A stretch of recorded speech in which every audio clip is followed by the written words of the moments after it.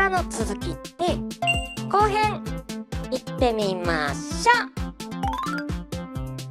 う。バージョン 1.6 で実装された古代の要塞、こいつを制圧したいってところなんだけど、困ったことにバージョン 1.6 のバグが発生しててこれね、接触したものの温度がおかしくなる現象があって、この次の回でバグ修正が入って治ってるんだけど、この時点では他に何が起きるかわからないってな不安もあったので、実質ほぼゼロからのスタートをしてます。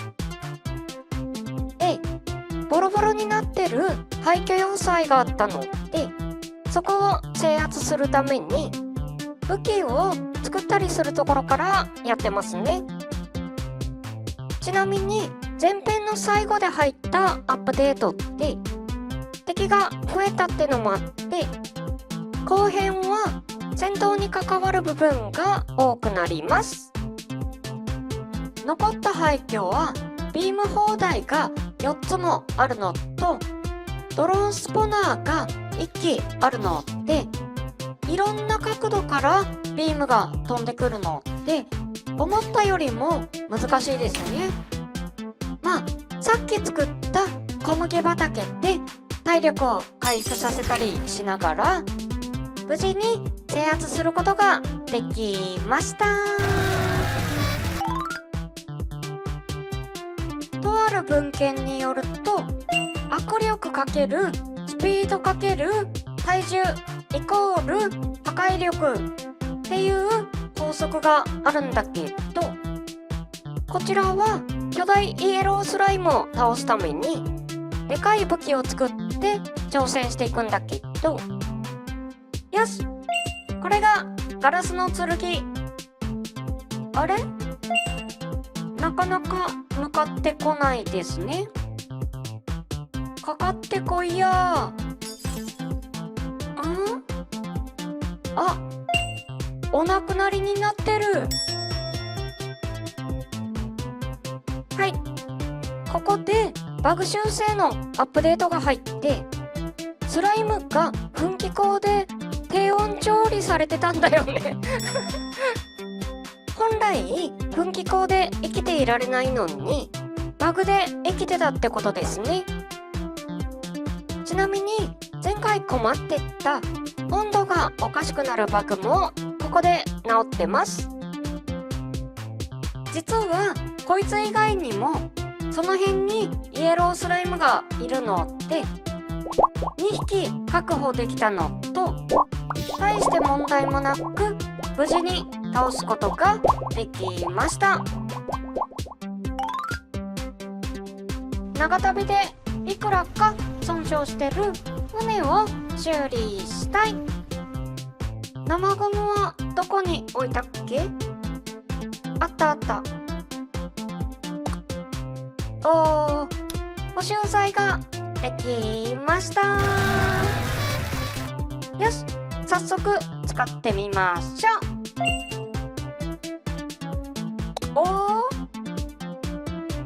う。なるほど。今まで壊れたら部品を取り替えるしかなかったんだけど、補修材の登場でかなり便利になりましたね。周りからはビーム砲から狙われるし、ノーマルドローンのスポナーもあるし、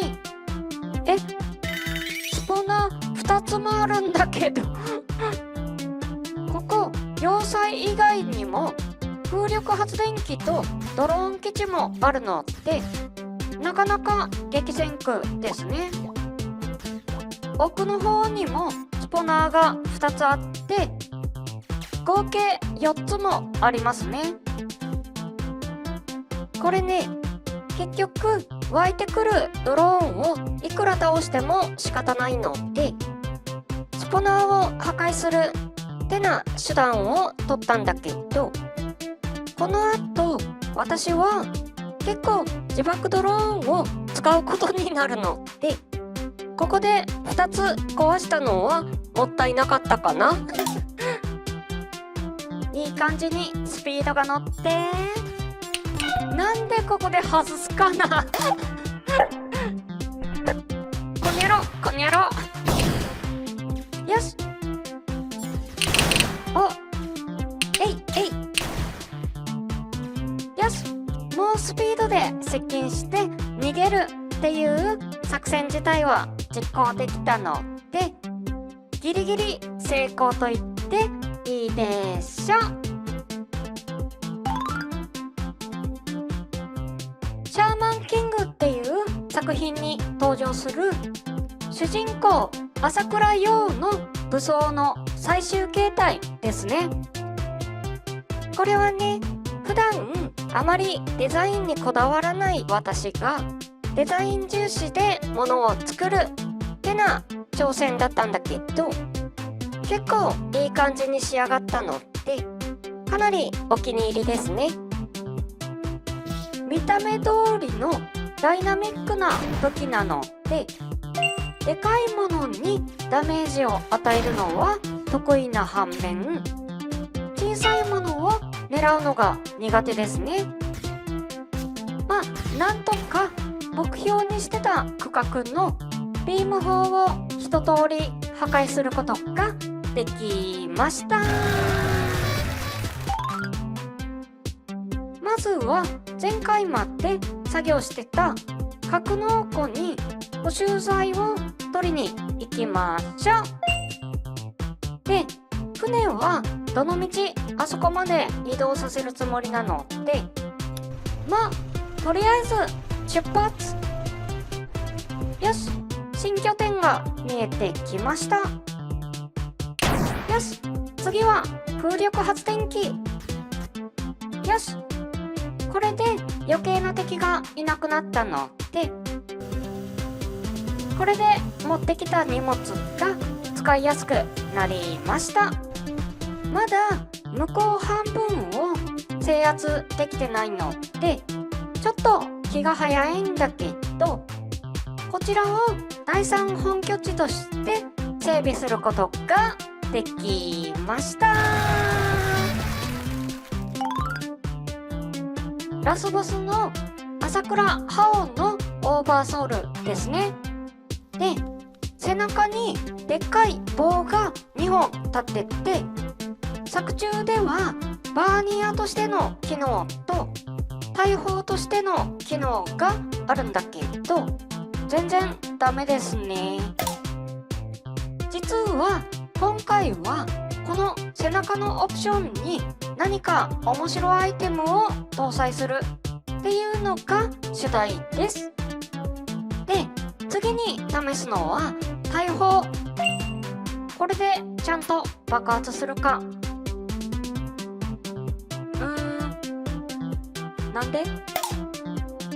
今回はまた別アプローチで行ってみます。スピリットオブファイヤー。こいつは可動式のアームを使った武器の初挑戦ですね。予定してたことはあんましうまくいかなかったんだけど、背中に何を積むかって扱いが変わってくるのと、今ならちょうどこのビジュアルに合うものが実装されてるのでまた登場するかも。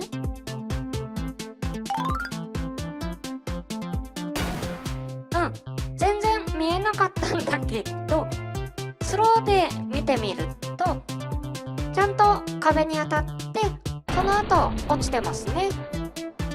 じゃあ電池はどうするのかというと、じゃん、こちらの装置を用意しました。こいつは盾としての性能もあるので、もうちょい近づいてから狙えばいけるんじゃないか。よし、3発で柱を倒しました。よし、最後の1発でビーム砲を破壊することができました。最初はなかなかうまく狙えてないんだけど、うまく当たれば1万以上入りますね。よし、これで行ってみましょう。いざ。おー、かなりいい感じのところをかすめました。あのスポナーを相手に戦ってみましょう。ここはもともと一つのものを作る目的で、その制作過程をスピンオフで出したんだけど、完成形が次の回です。試しに打ってみると、問題なさそうですね。よし、では実際に戦ってみましょう。おー、ビーム砲を破壊できました。実はトライガンっていう作品に登場するパニッシャーっていう銃がモチーフになってます。よし、これでもっぺん戦ってみましょう。おー、柱を破壊できましたね。爆破落ちにしようと思ってたんだけど、これはこれでいい成果が出たので、この辺にしときましょうか。とりあえず2キロで試してみると、462ダメージ。同じように今度は3キロ。これだと805ダメージ。重量は 1.5 倍なのにダメージは 1.7 倍になってるので、想定通り塊が大きくなるとダメージ効率は上がってますね。 4.1 キロ。これで決まりか。1153。よし、これで柱を破壊することができました。こんな感じで爆風で破片が吹き飛ぶ仕組みを作ってみました。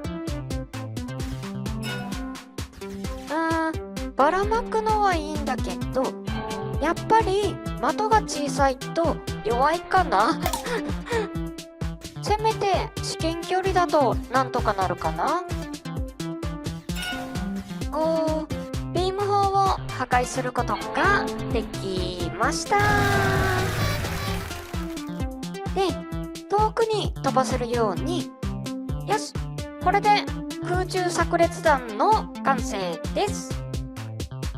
火薬の挙動についていろいろ試してるんだけど、思い通りに動かすのは難しいってなことが分かったくらいですかね。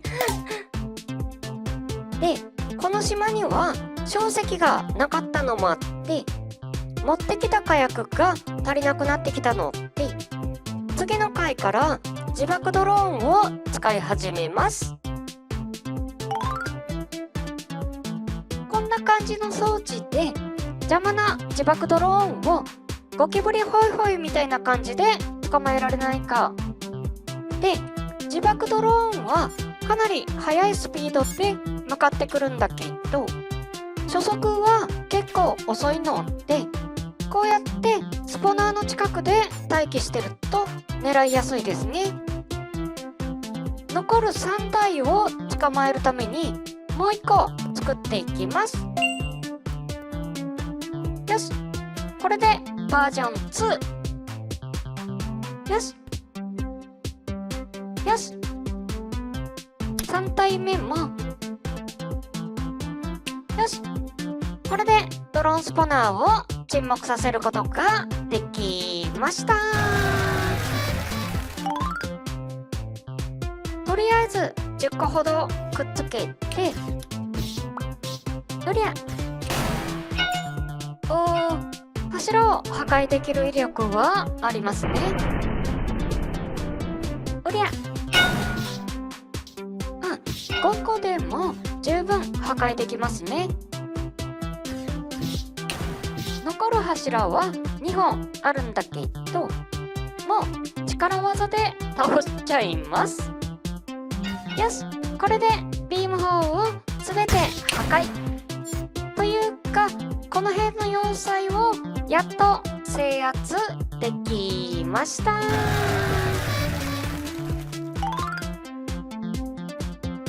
こんな感じで自爆ドローンをいくつもくっつけたやつに棒をくっつけた武器なんだけど、では実際に戦ってみましょう。おー、1300ダメージくらい入ってますね。何回かやってみた感じ。おー、2000ダメージ以上入りましたね。今度は1列に10個積んでみました。そりゃ、扱いに慣れたせいか1200くらい入るようになったので、もう一丁バージョン2と同じものを用意しました。この辺で自爆ドローンの扱いが結構身についてますね。ただこの段階では陸上で使うのが難しいって思ってて、どう使うかを考えつつ火薬の調達も考えていきます。タイヤは手動で丸くしていってるので、細かいところではずれてるんだけど、まあこのくらい丸くなってればいいんじゃないかな。よし、これで試してみると、おー、ちゃんと動きますね。あとは仕上げにボディを作っていきましょう。よし、これでトラックが完成しました。では早速行ってみましょう。いろいろとお宝を拾っては荷台に積んでいきます。そんなこんなでいろいろゲットして本拠地に戻ってきました。この後飛行機を置いてある噴気口までたどり着きました。まあ何をやりたかったのかというと、次はこいつの出番なので部品とかを持ってきたわけなんだけどね。で改造する前にとりあえず今どんな飛び方をするのか確認しときましょう。なかなか飛ばないですねよし、これで試してみると、おー、これだけでかなり良くなりましたね。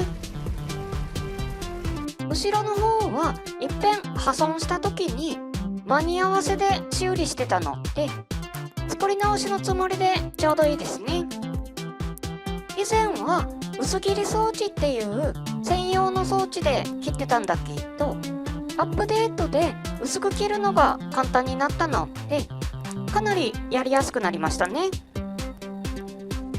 これで試してみると、おー、かなり安定しましたね。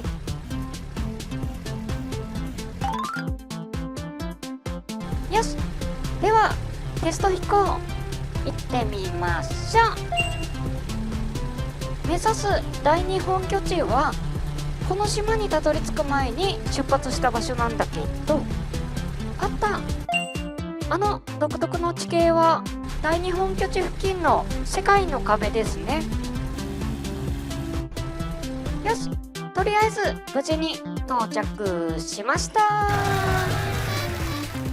テスト飛行としては予想以上の成果が出たってことで、いっぺん出発前に戻ります。なんやかんやって合計約39キロくらいの荷物になったんだけど、これでいけるか？まあさっきテスト飛行した時にルートは分かってたので、何の問題もなく第2本拠地付近まで来れました。よし、無事に着陸できました。あとはここに来た主目的小石を回収します。一応テーマとしては輸送機になってるんだけど、モーターの特性が変わった後で再調整をしてなかったので、技術的なところではそちらがメインですね。まあ火薬が欲しかったのも本当だし、これで取ってきた火薬を使ったのが次の回です。よし、久しぶりの出番の船、こいつに大砲を積んでいきます。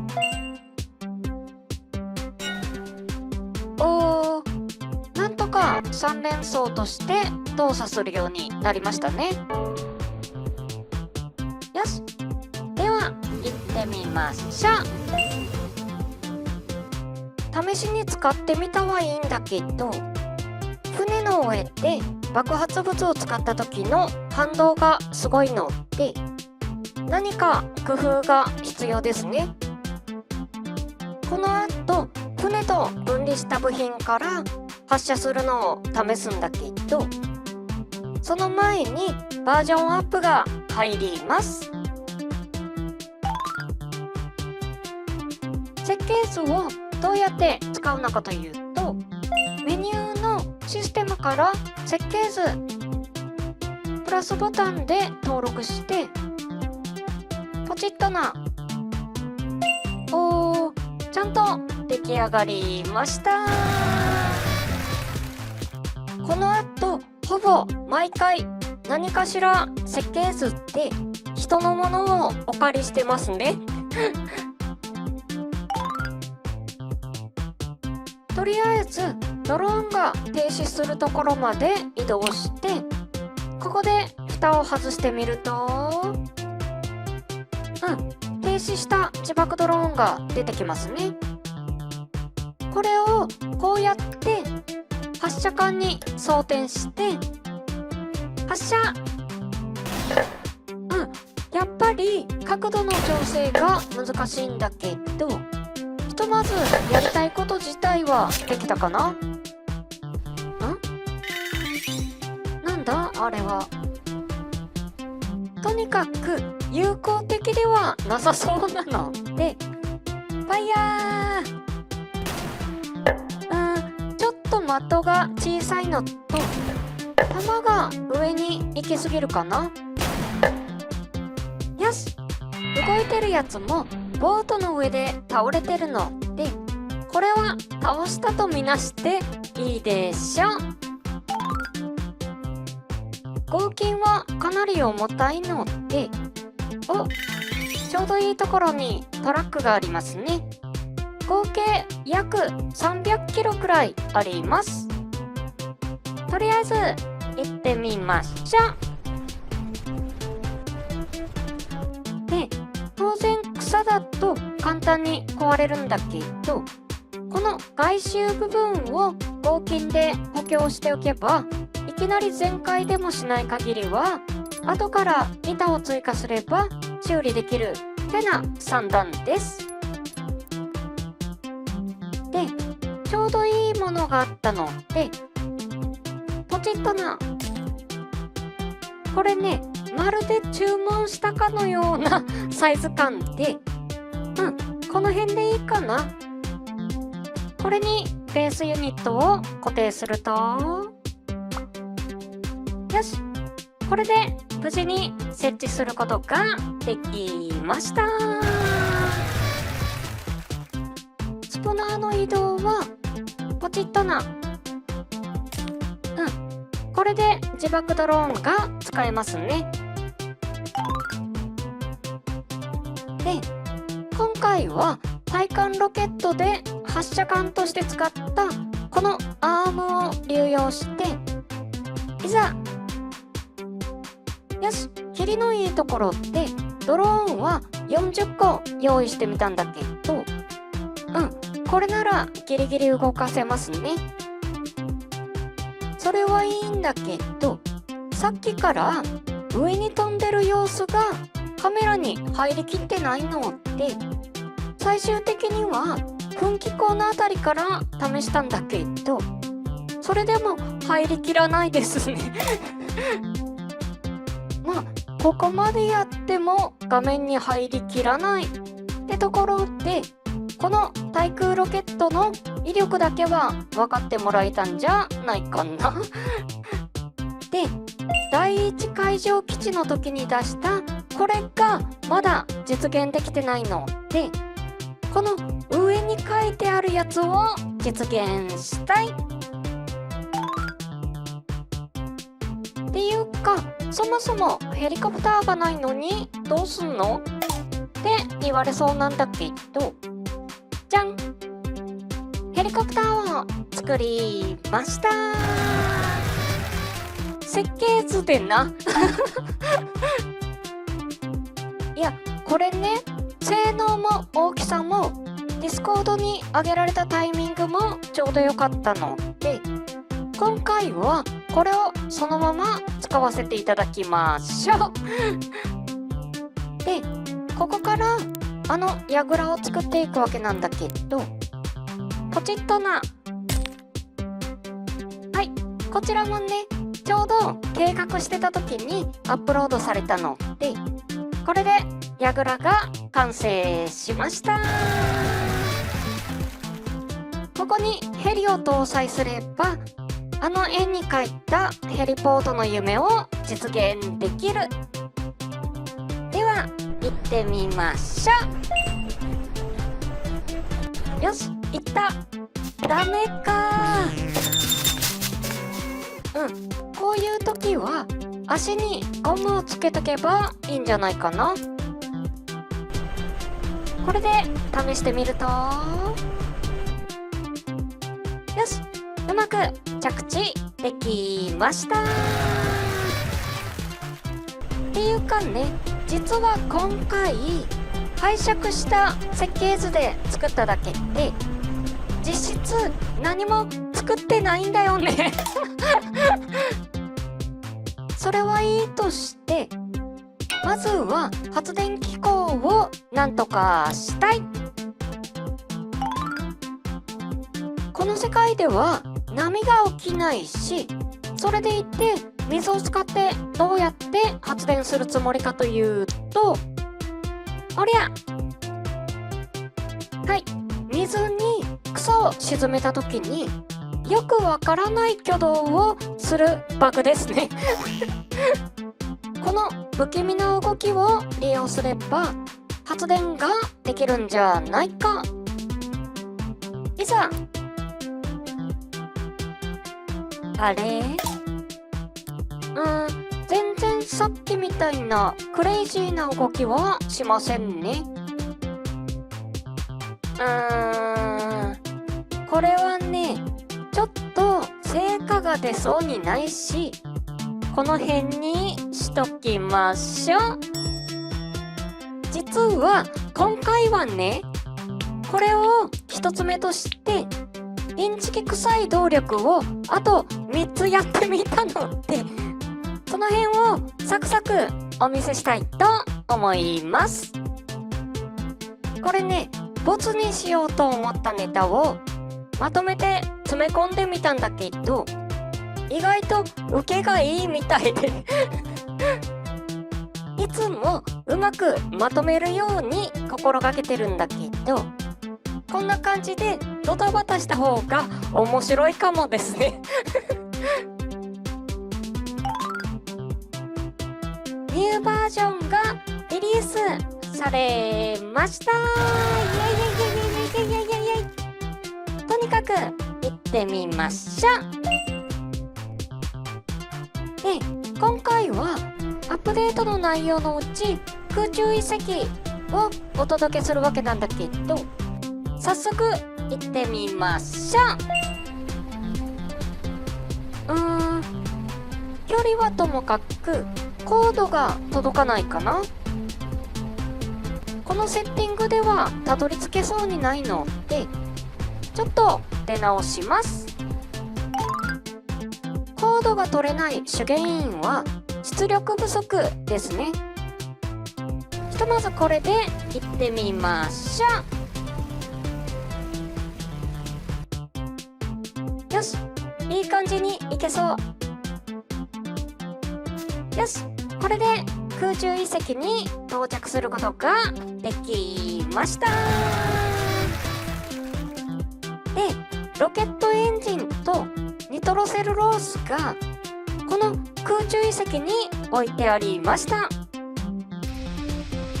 おー、結構いい感じに飛びますね。よし、じゃああっちの島を目指して飛べるかどうか試してみましょうか。いざ。おーこりゃ気持ちいいですね。でも燃料が尽きたらもう何もできません前回新しい島にたどり着いたので、今回はちょっと趣向を変えて私のプレイ動画を流しながらゲームそのものの紹介をしていくスタイルでいってみます。これね、本当は初心者チュートリアルみたいなのを目指して動画作り始めたんだけど、昔と違ってやれることが格段に増えてるので全然収まりきらないんだよねその代わりにゲームそのものの紹介みたいな感じにしてみたんだけど、これはこれで普段とちょっと違った新しい試みでしたね。で、スクリューは前方向に進む力を強くしたいので縦長の形で組み立てます。スイッチも結構時間がかかったんだけど3点式の半固定スイッチをうまく作れました。よし、じゃあこれって第3本拠地を目指して行ってみましょう。こいつはね、主に水中でのものの挙動の確認で作ったんだけど、予定では今後活躍していく乗り物になるはず。まあ若干実験しないといけないことが残ってるのでその結果次第かな。あそこに見えてる空中遺跡はこの前行ったところなんだけど、あそこね、ヘリが置きっぱなしなんだよねなのでロケットエンジンであの空中遺跡まで飛びたいで、ニトロセルロースが出来上がりました。おー、かなり飛びますねただこれであの空中遺跡まで届くかというとちょっと厳しいかな。いや、ニトロセルロースはこれだけなんだけどこいつとロケットエンジンの合わせ技でいけるんじゃないか。いざ。おー、驚くぐらいほぼまっすぐに打ち上がってますね。これなら合わせ技で届きそうな気がします。よし、じゃあロケットエンジンを持っていざ。何回か試してみると、よし、いけ。ダメか。てかロケットエンジンで全然飛べてなかったような。映像的に一旦上昇に乗ってるように見える段階から途中で下降し始めるのでちょっとよくわかんないな。今回は手詰まりかな。ということで、総集編やってみたわけなんだけど、いかがだったでしょうか。で、最後のロケットエンジンでは、期待していた成果は得られなかったんだけど、しばらくこいつで遊んでいく感じになりそうですね。で、次回以降は最新のアップデートで実装された月を目指して、そのための動作確認とか資材の準備とかを少しずつ進めていこうと思ってるんだけど、まずは月に行く以前に宇宙まで行けるかどうかなんだよね。ということで、次回は宇宙に行きたいパート2やっていきたいと思います。はい、じゃあ今日はこの辺でバイバーイ。